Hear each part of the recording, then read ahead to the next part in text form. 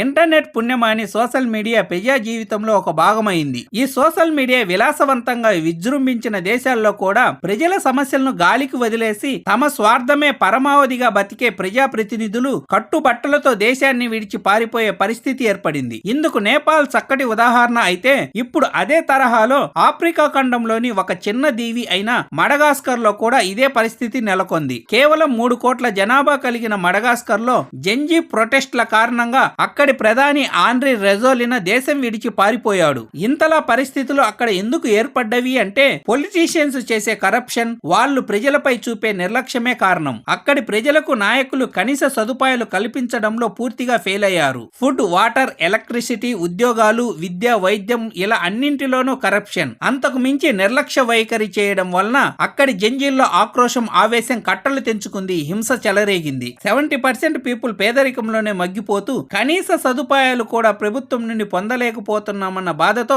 హింస చోటు చేసుకుంది ఆ ప్రాంతంలో. సోషల్ మీడియా వచ్చిన తర్వాత ప్రజలు తమకు కావలసిన బేసిక్ నీడ్స్ ను గవర్నమెంట్ కల్పించాలి, అది వాళ్ళ బాధ్యత అని ప్రజలకు తెలిసిపోయింది. అక్కడి నాయకుల పిల్లలు, వాళ్ళ ఫ్యామిలీస్ మాత్రం లగ్జరీ లైఫ్ ను లీడ్ చేస్తూ ఫోటోస్, వీడియోస్ ను సోషల్ మీడియాలో పోస్ట్ చేస్తూ హల్చల్ చేయడం అక్కడి జంజీలకు అసలు నచ్చలేదు. మడగాస్కర్ దేశ ప్రధాని ఆండ్రీ రెజోలినా దేశం విడిచి పారిపోయాక అక్కడ కొత్తగా క్యాబినెట్ ఫామ్ అయింది.